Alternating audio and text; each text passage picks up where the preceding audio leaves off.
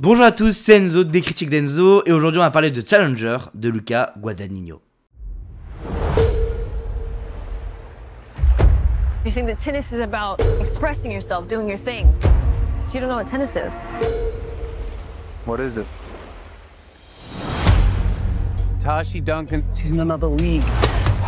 You were incredible today. Come on! To have a fashion line, a foundation, she's gonna turn a whole family into millionaires. What are you gonna do now? Unfortunately, my only skill in life is hitting a ball with a racket. I want you to be my coach. I want you to be my coach. How often does this happen? Going after the same girl? Come here. Which one of us?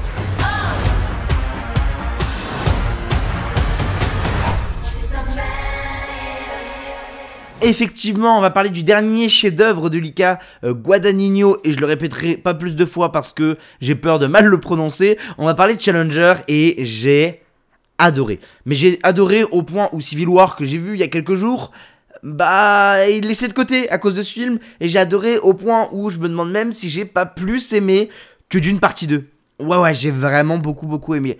Déjà, partons du principe que c'est trusté par 3 superbes acteurs, dont une qui est mon actrice préférée à l'heure actuelle, malgré toutes les critiques qu'elle peut se prendre. On a bien sûr Mike Fest et Josh O'Connor qui vont jouer Patrick et Art Donaldson, effectivement c'est ça. Et bien sûr pour moi ce personnage principal, ce personnage qui trust réellement le film, qui le rend si bon, Zendaya. Et Zendaya s'est fait critiquer des nombreuses fois sur le fait que les gens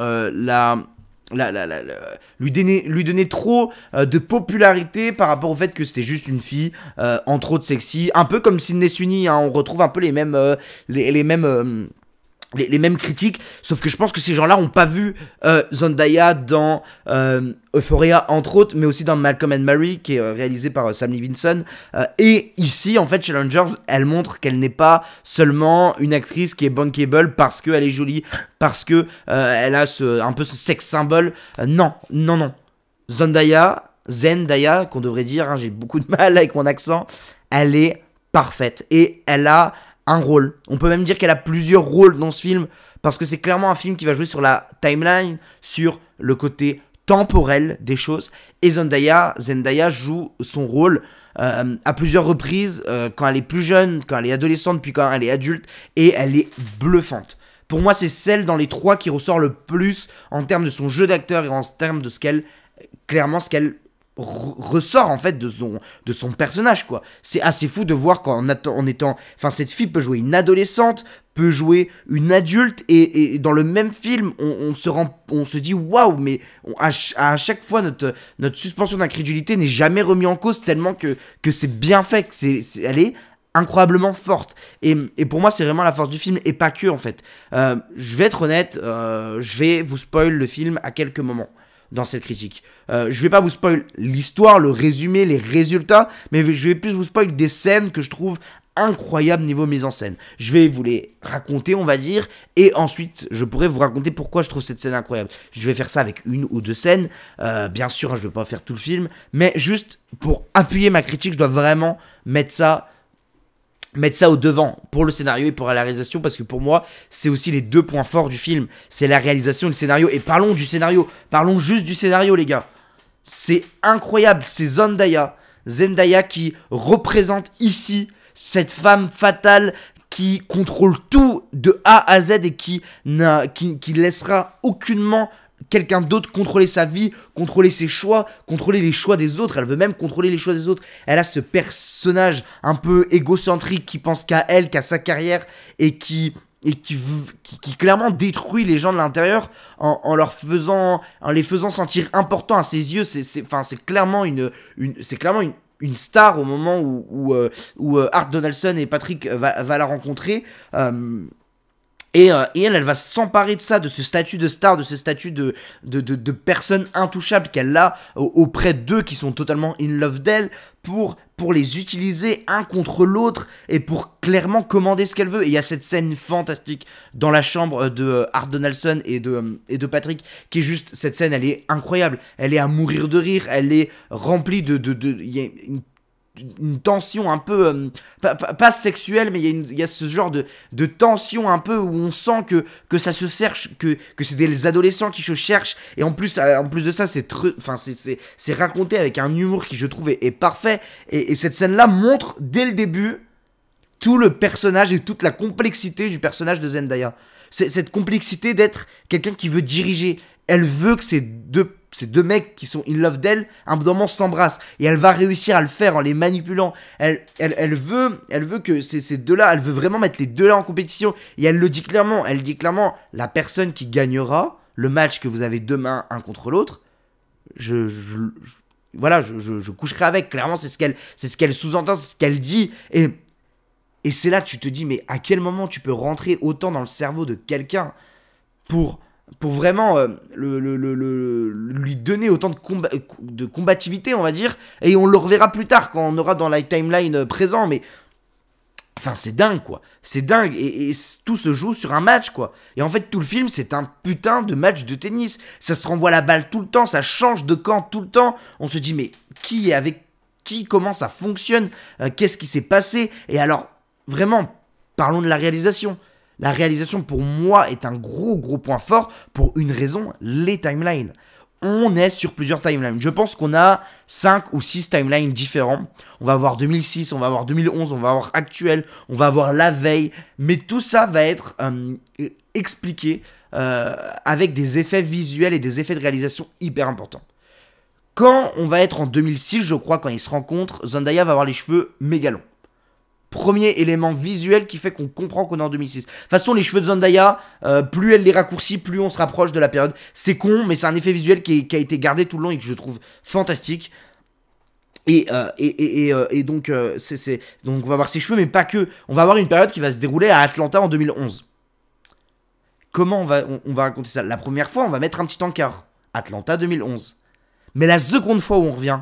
Qu'est-ce qui se passe? Un des acteurs, donc c'est Art Donaldson, donc c'est Mike Fest, qui sort de l'ascenseur et on va avoir des affiches pour le match du lendemain où c'est marqué Atlanta 2011. Mais c'est pas que ça, c'est à chaque fois, on nous parle un moment, on a un petit encart qui nous dit minuit. Et tout le monde se pose la question de ce que c'est minuit pour le jour du match qu'on est en train de suivre, parce que tout le long du film on suit un match, ou est-ce que c'est minuit le lendemain, la veille en fait?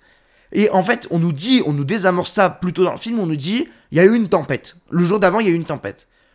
Et on se dit, mais minuit quand on la voit se préparer dans la chambre d'hôtel, elle descend de l'hôtel, elle sort de l'hôtel et là on se rend compte qu'il y a une tempête. Et c'est l'effet visuel qui va te rappeler qu'on est dans la timeline de le jour d'avant. Et je trouve ça hyper intelligent. En termes de réalisation, c'est hyper intelligent. Je sais pas si vous vous en rendez compte. Moi tout le long j'étais en mode mais what? Et pas que en termes de mise en scène. En termes de mise en scène, les gars, c'est génial. Il y a une scène, voilà, là c'est là où on rentre un peu dans le spoiler.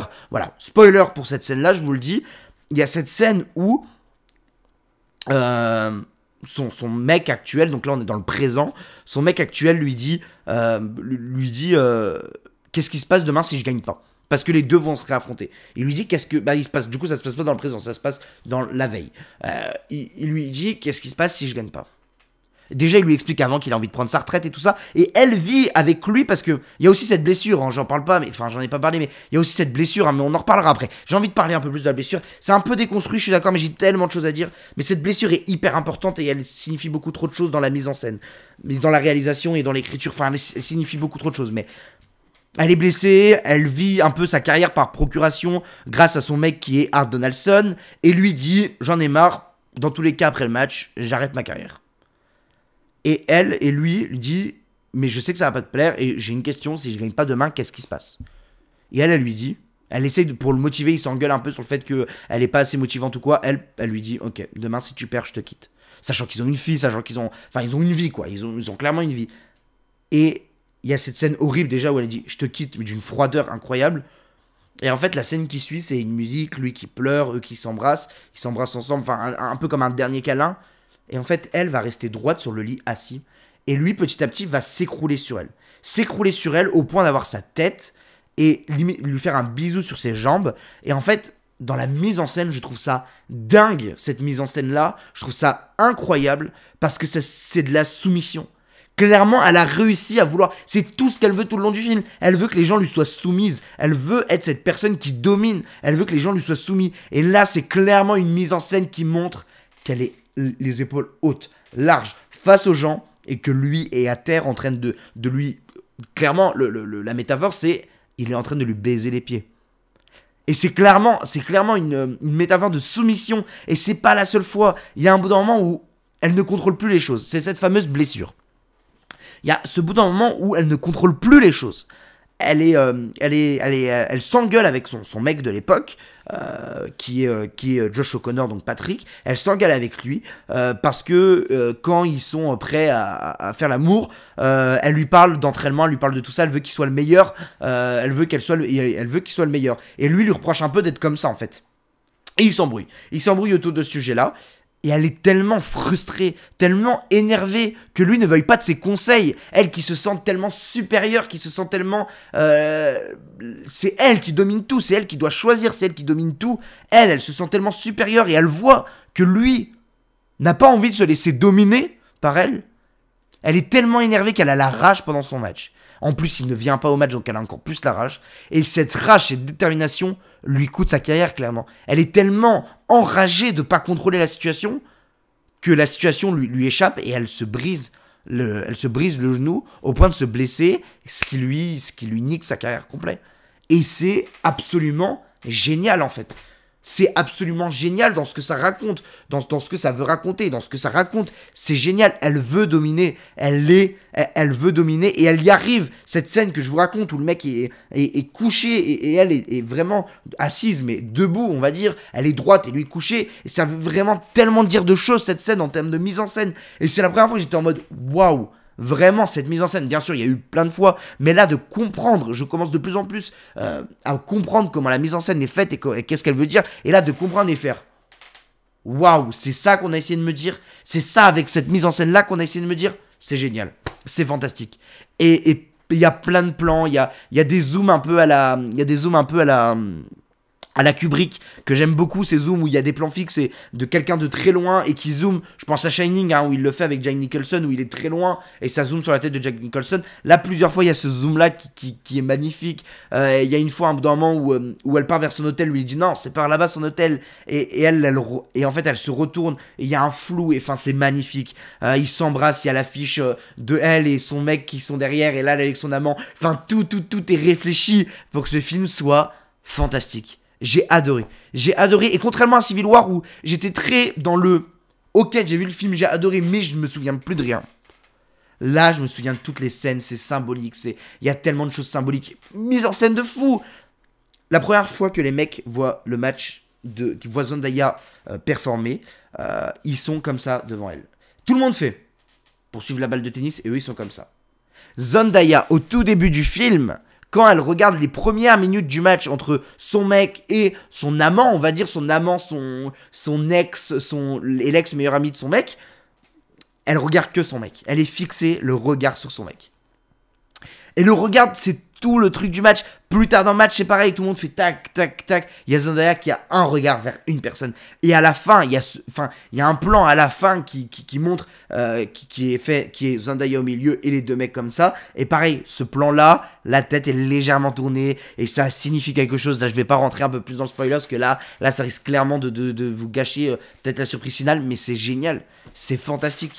Puis le match final, waouh, mais quelle réalisation, putain. C'est quoi? Je déteste Colby Baryonem. Je déteste Colby Baryonem. J'ai détesté, j'ai trouvé ça chiant, long, je me suis fait chier. Et là, je suis en mode, putain, Luca Guadagnino, là, tu viens de me sortir un chef-d'œuvre, quoi. C'est mon film préféré de l'année, sincèrement. Et merci pour ça. Et je suis un peu désolé, ça a été un peu par là, par-ci, par-là. J'ai tellement de choses à dire, mais je trouve que la mise en scène de ce film est grandiose. Et il faut que je vous décrive vraiment ce qui, moi, m'a marqué. Et j'ai juste une envie, c'est qu'il sort en Blu-ray et que je l'ai dans ma collection. J'ai qu'une envie, c'est de le revoir et me faire, mais waouh, qu'est-ce que je viens de voir, c'est génial. Bravo, sincèrement, bravo. Waouh, j'en avais des choses à dire, merci à vous de m'avoir écouté. On se retrouve, donc là cette vidéo est sortie à 11h mercredi. On se retrouve demain, demain, ça sortira à midi. Demain ça sortira à midi, la critique de Monkey Man. Je vais enfin voir Monkey Man, c'est une bonne chose. Et je vais le voir demain, donc je vais voir ce soir à l'heure où je publie cette vidéo. Donc la critique sortira demain de Monkey Man. Et bien sûr mes critiques à chaud sont bien sûr à retrouver sur les critiques d'Enzo sur TikTok ou alors sur Instagram où je les republie, et même en short YouTube maintenant. Donc voilà, vous avez aucune excuse pour voir mes critiques à chaud. Merci à vous d'avoir cette vidéo. On se retrouve très prochainement. Je sais même plus parler, j'ai trop parlé, j'en peux plus. Merci à vous, à la prochaine. Ciao ciao.